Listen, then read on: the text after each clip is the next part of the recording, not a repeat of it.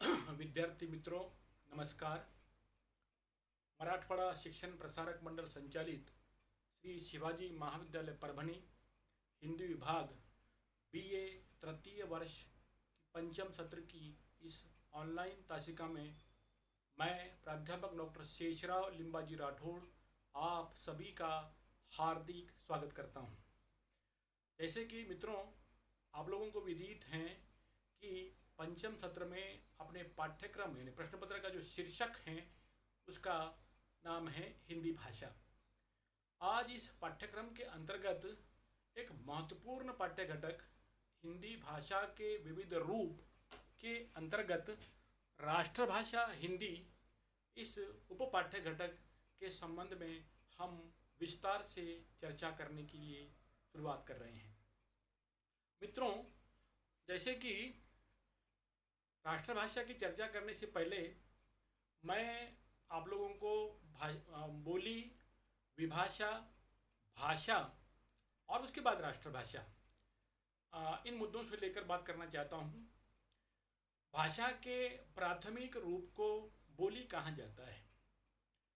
बोली साधारणतः सीमित लोगों में बोली जाती है और यह बोलने वालों पर निर्भर होती हैं। इसे एक जिले में या दूसरे जिले के अंतर्गत ये बोली बोली जाती हैं। बोली का कोई लिखित रूप नहीं होता, पर ये सत्य है कि बोली भाषा में लोकगीत, लोककथा आदि पाए जाते हैं और कुछ लोकोक्तियाँ भी सुनने के लिए या देखने के लिए इसमें मिलती हैं। कहने का तात्पर्य यह है कि बोली भाषा का प्राथमिक रूप होने की वजह से वह अधिक विस्तार के क्षेत्र में नहीं बोली जाती, सीमित क्षेत्र में बोली जाती हैं और इसका कोई लिखित रूप नहीं होता। जब समसमान गुणों वाली बोलियां एक हो जाती हैं या एकत्रित आती हैं, तब विभाषा का जन्म होता है। विभाषा को उपभाषा भी कहते हैं। भाषा को उपभाषा भी कहा जाता है या कहते हैं। बोली की अपेक्षा विभाषा अधिक विस्तृत क्षेत्र में बोली जाती है। लगभग 5-6 जिले या एक आध राज्य में भी यह विभाषा बोली जा सकती है या बोली जाती है। बोली की तुलना में विभाषा को बोलने वाले और समझने वाले लोगों की संख्या निश्चित ही अधिक होती है और विभाषा में कुछ हद तक या सीमित मात्रा में क्यों न हो, लेकिन साहित्य देखने के लिए मिलता है। लोकगीत हो, लोक कथाएं हो, उनका लिखित रूप थोड़ी बहुत मात्रा में हमें देखने के लिए मिलता है और यह निश्चित ही बोली से अधिक लोगों के द्वारा बोली जाती है, समझी जाती है। अब हम विभाषा के अगले चरण में आते हैं। जब समसमान गुणों वाली विभाषाएं एक हो जाती हैं, तब भाषा का जन्म होता है। भाषा को परिनिष्ठित भाषा, टकसाली भाषा या आदर्श भाषा भी कहा जाता है। ये निश्चित है कि विभाषा से निश्चित ही भाषा अधिक विस्तार के क्षेत्र में बोली और समझी जाती हैं। यहाँ तक कि एक राज्य के पूरे प्रदेश में यह भाषा बोली और समझी जाने लगती है और सरकारी कार्यालयों में, उस प्रदेश के सरकारी कार्यालयों में यह उपयोग में लाई जाती है। भाषा में उच्च कोटि का आदर्श साहित्य लिखा जाता है। भाषा का अपना एक व्याकरण होता है। इसमें बड़े बड़े अच्छे ऊंचे धार्मिक ग्रंथों का भी निर्माण होता है और यह उस प्रदेश की पहचान होती है, सांस्कृतिक पहचान होती है और उस प्रदेश के सभी लोग उस भाषा को समझते हैं, बोलते हैं, आपसी व्यवहार में उस भाषा का प्रयोग करते हैं। ऐसी भाषा को हम आदर्श भाषा या भाषा कह सकते हैं। अब भाषा जब अपना धीरे धीरे विकास करने लगती हैं और वह एक प्रांत से दूसरे प्रांत, फिर पूरे राज्य, फिर एक राज्य से दूसरे राज्य से तीसरे राज्य और लगभग देश के अधिकतर राज्यों में जब वह बोली और समझी जाने लगती हैं अधिकांश लोगों द्वारा, तब यह भाषा राष्ट्रभाषा का रूप धारण करती है। और राष्ट्रभाषा उस प्रदेश के या उस देश के अधिकांश लोगों द्वारा बोली जाती है, समझी जाती है। राष्ट्रभाषा में उच्च कोटि का आदर्श साहित्य लिखा हुआ होता है। उसकी एक मानक लिपि होती है और मानक लिपि के साथ साथ धार्मिक ग्रंथ और सांस्कृतिक संपदा इस भाषा के साथ जुड़ी हुई होती है। इसके साथ ही साथ वह पूरे प्रदेश की, देश की पहचान बन जाती है। ऐसी भाषा को हम सामान्य रूप से राष्ट्रभाषा कहते हैं। राष्ट्रभाषा कहते हैं, भारत की राष्ट्रभाषा हिंदी है, क्योंकि हिंदी भाषा आज भारत देश की पहचान बनी हुई है और यह भारत देश के अधिकांश लोगों द्वारा बोली जाती है, समझी जाती हैं और पूरे भारत प्रदेश के लोग इस भाषा का आपस में संवाद करने के लिए उपयोग करते हैं। इसलिए यह भारत देश की राष्ट्रभाषा है। इसमें उच्च कोटि का साहित्य है, धार्मिक ग्रंथ लिखे हुए हैं, ये भारतीय संस्कृति के साथ जुड़ी हुई हैं। भारतीय संस्कृति सभ्यता के साथ जुड़ी हुई होने के कारण उसका अटूट नाता है भारतवासियों के साथ और भारतीयों के साथ, भारतीय संस्कृति के साथ। अब हम जरा आगे बढ़ते हैं। राष्ट्रभाषा का अर्थ है राष्ट्र की भाषा। मित्रों, किसी भी स्वतंत्र राष्ट्र के लिए जिन आवश्यक उपकरणों की आवश्यकता होती है उनमें से एक है राष्ट्रभाषा। बिना राष्ट्रभाषा के राष्ट्र गूंगा होता है। राष्ट्रभाषा राष्ट्र की एकता के सूत्र में बंधने की सशक्त कड़ी है। प्रत्येक राष्ट्र की अपनी एक राष्ट्रभाषा अपेक्षित है। भारत देश की राष्ट्रभाषा हिंदी है। 14 सितंबर 1949 को भारतीय संविधान सभा ने विचार विनिमय करके हिंदी भाषा को भारत देश की राष्ट्रभाषा के रूप में स्वीकार किया है। राष्ट्रीय विकास के साथ उसके प्रतीक भी विकसित होते हैं। मित्रों, इन प्रतीकों में 3 प्रमुख हैं। 1 राष्ट्रध्वज, 2 राष्ट्रगान, 3 राष्ट्रभाषा। इन तीनों ही से देश की पहचान बनती है या देश की पहचान होती है। ये तीनों प्रतीक साक्षात राष्ट्र होते हैं। इनका सम्मान, राष्ट्र का सम्मान होता है। भारत देश का राष्ट्रध्वज तिरंगा है। जनगण मन अधिनायक जय हो, यह भारत देश का राष्ट्रगान है। और हिंदी जो बहुत ही मधुर हैं, सरल हैं, सहज हैं, वह भारत देश की राष्ट्रभाषा है। भारत देश की वह राष्ट्रभाषा है। अब राष्ट्रभाषा को भारतीय संविधान में संघ भाषा के नाम से भी संबोधित किया है। संघ भाषा के नाम से संबोधित किया है।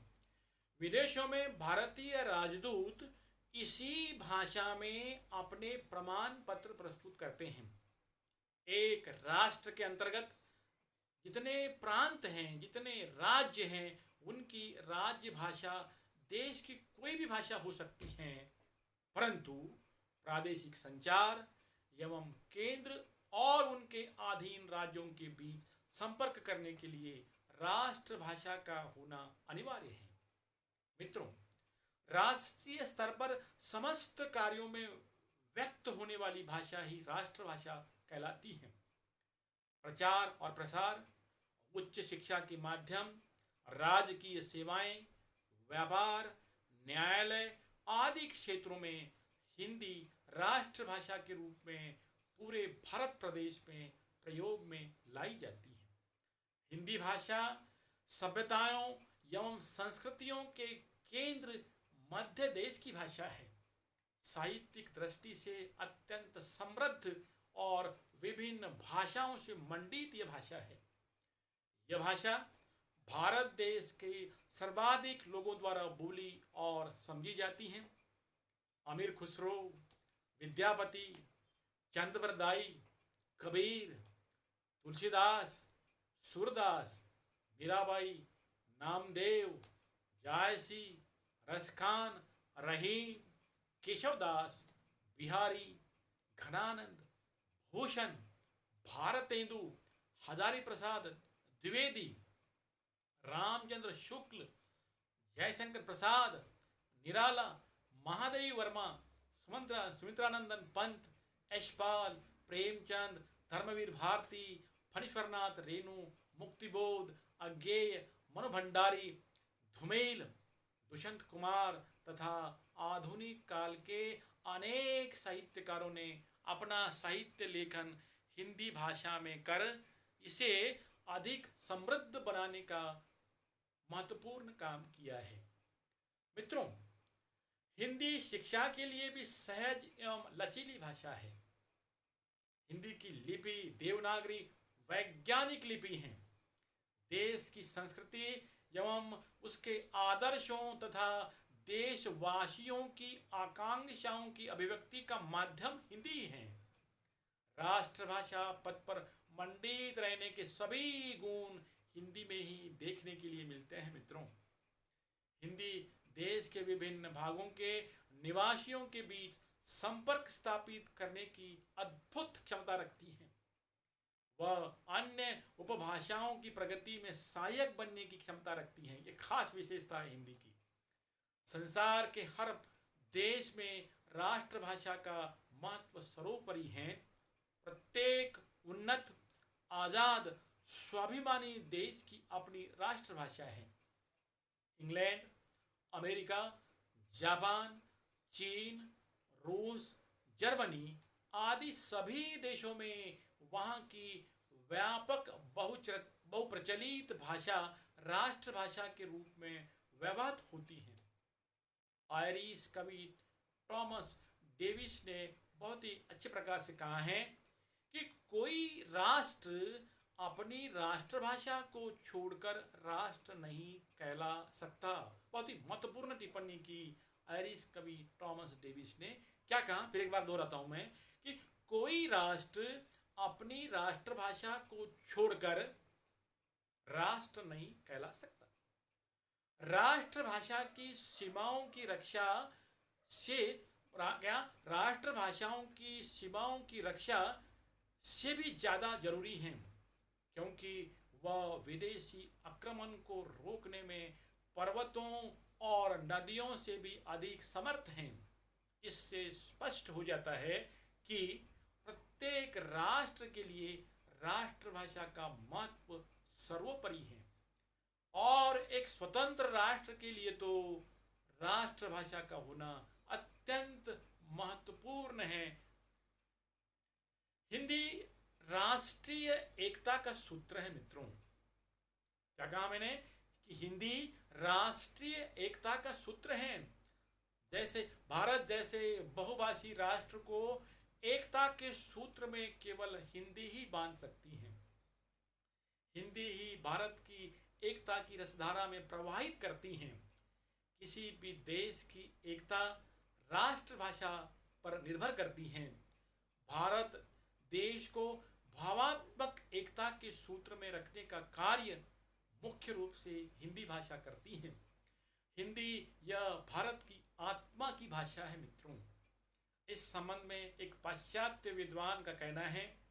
क्या कह रहे हैं, देखिए, भारतीय अंतरात्मा की पहचान के लिए हिंदी का ज्ञान अत्यंत आवश्यक है। भारतीय संस्कृति का प्रतिनिधित्व हिंदी करती है। इस विशाल देश में सांस्कृतिक एकता निर्माण करने का कार्य हिंदी करती है। महात्मा गांधी जी ने राष्ट्रभाषा के लिए निम्नलिखित 5 लक्षण बताए थे, जरा ध्यान से सुने आप। 1, अमलदारों के लिए वह भाषा सरल होनी चाहिए। क्या कहा था महात्मा गांधी जी ने कि राष्ट्रभाषा की जो लक्षण हैं, जो विशेषताएं हैं, उसमें से एक विशेषता महात्मा गांधी ने इस प्रकार से स्पष्ट की थी कि राष्ट्रभाषा क्या हो, वह अमलदारों के लिए वह भाषा सरल होनी चाहिए। दूसरा लक्षण क्या कहा था महात्मा गांधी जी ने, उसे भारत के अधिकांश लोग बोलते हो। यह बहुत ही महत्वपूर्ण बात महात्मा गांधी जी ने कही थी, और लक्षण इस प्रकार से स्पष्ट किया था कि भारत के अधिकांश लोग उसको बोलते हो। 3, उस भाषा के द्वारा भारतवर्ष का आपसी धार्मिक, आर्थिक और राजनीतिक व्यवहार हो सकना चाहिए। यह भी बहुत ही महत्वपूर्ण लक्षण बतलाया था महात्मा गांधी जी ने कि जो राष्ट्रभाषा होगी, फिर भले ही वह हिंदी हो, कि उसके द्वारा क्या होना चाहिए, यानी भारतवर्ष का आपसी धार्मिक, आर्थिक और राजनीतिक व्यवहार हो सकना चाहिए। और चार, एक आता एक लक्षण के रूप में कि राष्ट्र के लिए वह भाषा आसान होनी चाहिए। अब ये जो ऊपर लिखित चार लक्षण महात्मा गांधी जी ने राष्ट्रभाषा के लिए कहते या स्पष्ट किए थे, ये सभी लक्षण हिंदी भाषा में। हिंदी भाषा अमलदारों के लिए सहज है। हिंदी भाषा भारत के पूरे प्रदेश में अधिकांश लोगों द्वारा बोली और समझी जाती है। हिंदी भाषा में राजकीय, धार्मिक, आर्थिक, सामाजिक, आपसी व्यवहार निश्चित होता ही है, इसमें कोई संदेह नहीं। और यह भारत के पूरे प्रदेश में हम कहीं भी जाएं, यातायात करें, सफ़र करें, तो आपसी संवादों का महत्वपूर्ण माध्यम हिंदी है। यानी ऊपर लिखित सभी लक्षण हिंदी में हमें देखने के लिए मिलते हैं। हिंदी भाषा सदा से सभी देशवासियों की धर्मनिरपेक्ष भाषा रही है। यह बहुत ही विशेष लक्षण है, विशेषता है हिंदी की। क्या? हिंदू, मुसलमान, सिख, बौद्ध और ईसाइयों ने इसे अपनाया है। फिर एक बार दोहराता हूँ, हिंदू, मुसलमान, सिख, बौद्ध और ईसाइयों ने, इसके अतिरिक्त दूसरे धर्म के भी लोग हो सकते हैं, इसको इन्होंने अपनाया है। हिंदी साहित्य की अभिवृद्धि में अपना महत्वपूर्ण योगदान दिया है। इसके अतिरिक्त अनेक अहिंदी भाषा भाषी प्रांतों के विद्वानों ने भी हिंदी में प्रचुर मात्रा में साहित्य रचना की है। देश की एकता तथा भाईचारे की भावना को बढ़ाने में राष्ट्रभाषा हिंदी का उल्लेखनीय योगदान रहा है। राष्ट्रभाषा हिंदी राष्ट्रीय एकता का सेतु है।